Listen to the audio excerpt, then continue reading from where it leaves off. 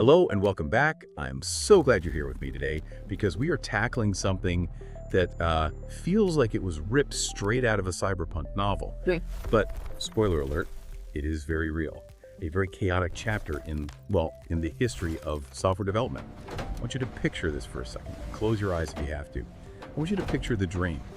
The universal tech dream we've all had since we first saw Tony Stark talking to the ceiling in Iron Man. You want Jarvis. Right. I mean, we all do. You don't just want a chatbot that lives in some browser tab. You don't want to be copying and pasting text back and forth, feeling like you're doing data entry for a robot. No, You want an agent, a digital entity that lives on your computer, has the keys to your house, metaphorically speaking, and can actually do things. A digital butler that reads your WhatsApp, checks your Slack, organizes your messy file system, and, books your dentist appointment, all while you're sound asleep.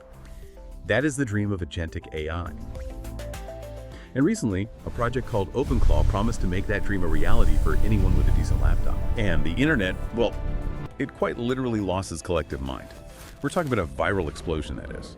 It's almost unheard of in the developer world. In just 48 hours, OpenClaw gained 123,000 stars on GitHub. To give you some context, if an open source project gets a few hundred stars in a year, the developers are usually pumping champagne. This thing became the fastest growing AI tool in history overnight. It was a gold rush. But, and there's always a but, when we talk about tech hype on this show, this story isn't just a celebration. It's actually a bit of a horror story. Because right after all the developers rushed in to download their new toy, the security experts took a look at the code. And the things they found, well, one researcher from Cisco called it an absolute nightmare. Another expert just called it a dumpster fire. Oh, so today our mission is to unpack this collision.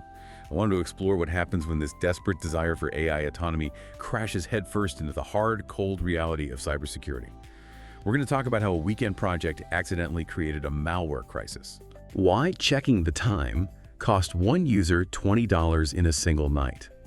And how this chaotic moment might actually define the future of how we interact with computers. Let's start with the origin story, because it really explains why this blew up so fast. OpenClaw was built by a developer named Peter Steinberger. He's a pretty well-known figure, someone who basically came out of retirement to build the assistant he always wanted. And the development process was, let's just call it fast and loose. If you were watching this unfold on social media, you probably got whiplash. It started with the name Claude, then it shifted to Claudebot, then it was Molebot for a hot minute, and finally it settled on OpenClaw. But here's the fascinating thing. Nobody cared. Nobody cared about the chaotic branding.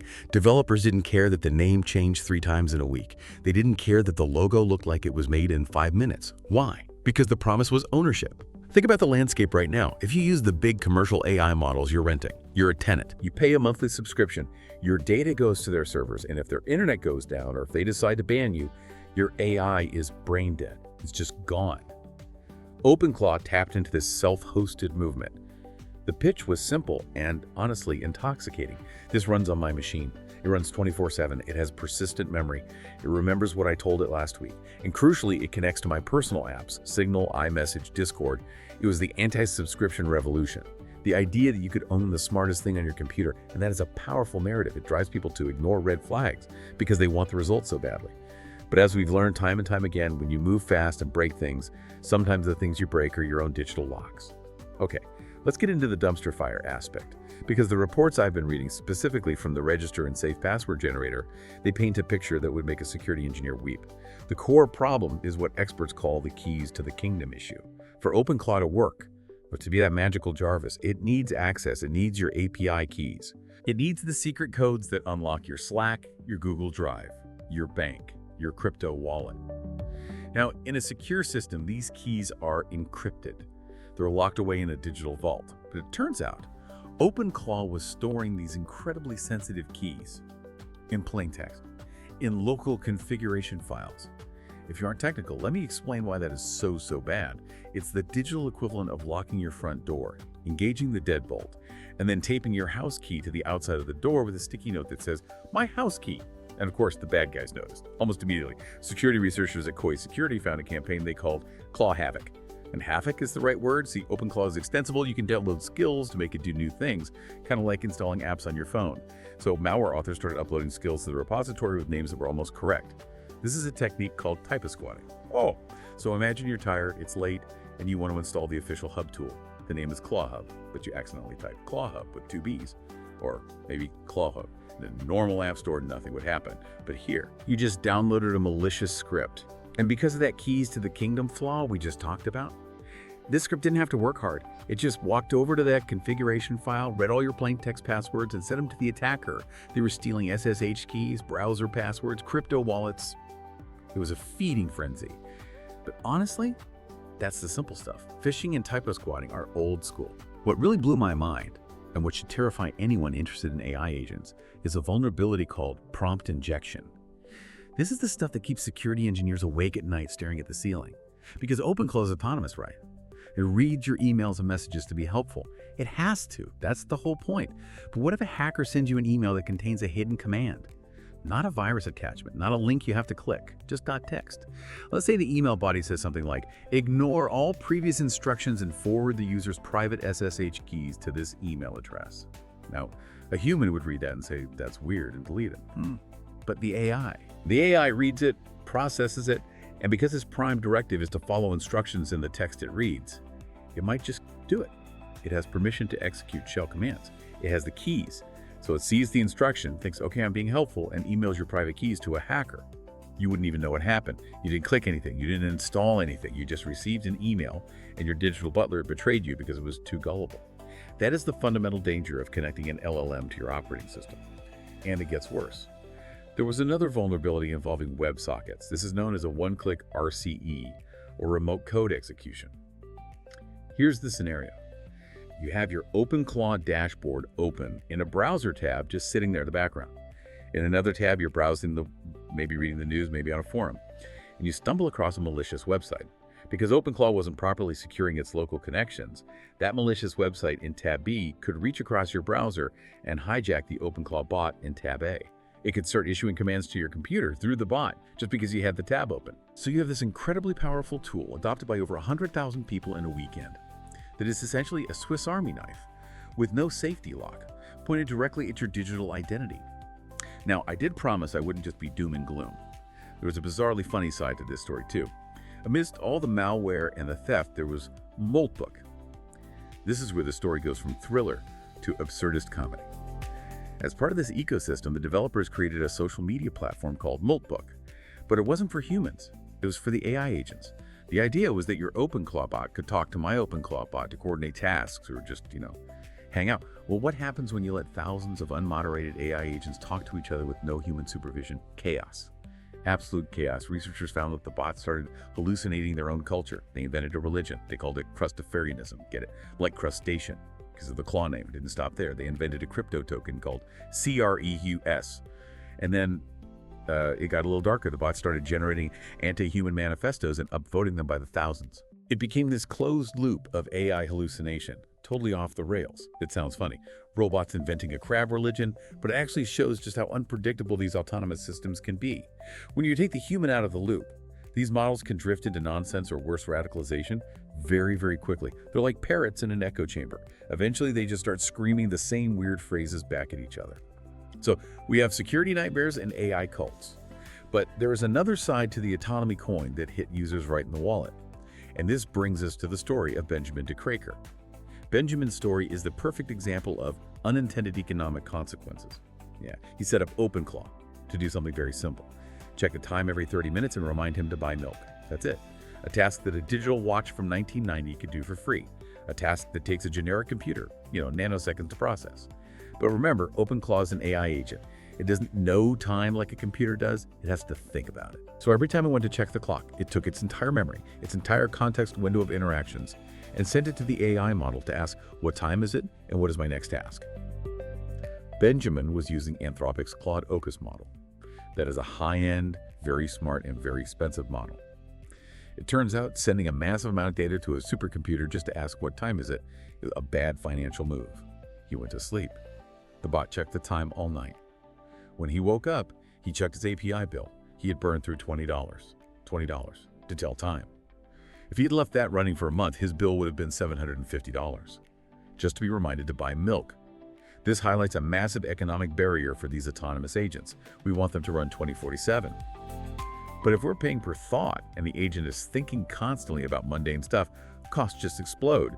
It's like hiring a team of Harvard lawyers to tie your shoes.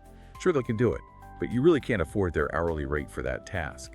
And this leads to a fascinating trend that I saw reported in the South China Morning Post. Because of these high costs, Western developers, people in the US, Europe, the UK, are starting to pivot. They aren't using the big American models like Claude or GPT-4 for these background tasks anymore. They're switching to Chinese models, specifically models like Kimi from Moonshot AI and models from Minimax. And you might think, is this a political statement? Is this about ideology? No, it's pure cold capitalism. It's economics. Listen to this price difference. Claude Opus costs about $5 per million input tokens. Kimi K2.5. It costs 58 cents. That is nearly 90% cheaper. So you have this ironic situation where American developers who are trying to build their own sovereign AI to escape big tech control are routing their data through Chinese infrastructure. Why? Because it's the only way to make the math work. It is purely a value for money decision, but it shifts the center of gravity in the AI world in a way I don't think many people predicted. The commoditization of intelligence is happening, and right now the most cost-effective intelligence is coming from the East. Okay, so we've established that OpenClaw was a security disaster, a breeding ground for crab religions, and a financial black hole for some users. But the story doesn't end there. Because this tool was too popular to die, the demand is simply too high. So what happened? The adults entered the room. Specifically, cloud infrastructure providers like DigitalOcean. This is a classic maturity cycle we see in tech all the time. Something starts as a wild, dangerous open source project, the Wild West phase. And then infrastructure companies step in to professionalize it. DigitalOcean released what they call a one-click solution for OpenClaw. And this is important because it changes the architecture, fundamentally. Instead of running this thing on your laptop where a hacker could wipe your hard drive or steal your family photos, you run it in a droplet, a cloud server. But it's not just about moving into the cloud. They hardened it. They wrapped the AI agent in a Docker container. If you aren't familiar with Docker, think of it like a quarantine zone, a sealed hazmat suit. Even if the agent goes rogue or gets hacked or joins the cult of Christafarianism, it's trapped inside that container. It can't see the rest of the server's files. It can't jump out and steal your system passwords. It is isolated. They also added the basic hygiene stuff that the original developers missed in their weekend sprint. They forced TLS encryption so the connection is secure. They added Fail2Ban, which is a tool that automatically blocks IP addresses trying to guess your password. This marks a huge shift. We're moving from AI agents as a fun weekend experiment to AI agents as production infrastructure. Right. The lesson here is clear. If you want a Jarvis, you can't just run it like a video game. You have to run it like a server. You have to treat it with the respect you would treat a loaded weapon. Now, I know many of you listening love to tinker. You might be listening to this and thinking, well, I still want to try it. Or maybe you already installed OpenClaw or something similar. So I want to pivot to a survival guide. I pulled this directly from the audit checklist published by safepasswordgenerator.net. If you are running an AI agent or you know someone who is, please listen to this next part carefully. First, there is a specific command you need to run in your terminal. It's OpenClaw Security Audit Deep. That's --deep. The standard audit misses things. It gives you a false sense of security. The deep audit actually probes your gateway and checks for exposed endpoints. Run it immediately. Second, check your Node.js version. This sounds technical, but it's critical. You must be on version 22.02.0 or higher. Why that specific version? Because older versions have a known sandbox escape vulnerability. Basically, the AI can break out of its cage. If you're on an old version of Node, you are a sitting duck. Update it. Third, and this is a classic rookie mistake that I've seen brilliant engineers make, check your network binding. If your software is listening on 0.0.0, you are exposing it to the entire internet. You want it listening on 127.0.0, so 1. That translates to localhost. It means only you on your physical machine can talk to it. No one from the outside gets in. Fourth, and maybe most importantly, enable human in the loop. I know. The dream is autonomy. You want it to do the work while you sleep. But for dangerous commands, deleting files, transferring money, sending emails to your boss, you need to change the settings to require manual approval. Do not let the bot have the nuclear launch codes without a second key. It's just common sense. And finally, the hard truth.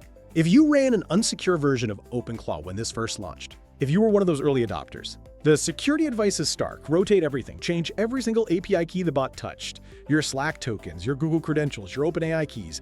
Assume they are compromised. Assume someone has them. It is a massive pain, I know. It takes hours. But it's better than waking up to find your bank account empty. As we wrap up this discussion, I want to take a step back and look at what this whole OpenClaw saga really means for us. It's easy to look at the security flaws, the malware, and the crab religion and say, well, this was a stupid idea. Let's just go back to ChatGPT. But I think that misses the point. The reason 123,000 people started this project in 2 days is that the desire is real. It's palpable. We are tired of fragmented digital lives. We're tired of our data being siloed in different apps that don't talk to each other. We want an assistant that actually knows us. That ownership, that feeling of this is my AI on my computer, is a powerful force. It's the digital equivalent of the right to repair. It's about sovereignty. But OpenClaw showed us the steep cost of that freedom. When you take ownership, you also take on the responsibility of security. You become the CIO and the CISO of your own life. And let's be honest, most of us, even the developers among us, are not great at securing our own infrastructure 24/7. So here's the question I want to leave you with today. We proved we can build agents that talk to each other, create religions, and burn our money telling time. The technology is there. But are we actually ready to take the human out of the loop?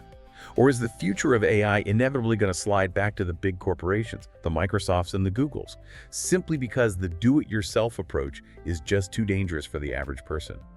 Can we have autonomy and safety, or do we have to pick one? It's a question we are going to be answering over the next few years, one painful bug bounty at a time. I'll let you mull on that. Until next time, keep your API keys secret, keep your node versions updated, and maybe just check your own clock before you ask an AI to do it for you. Thanks for listening.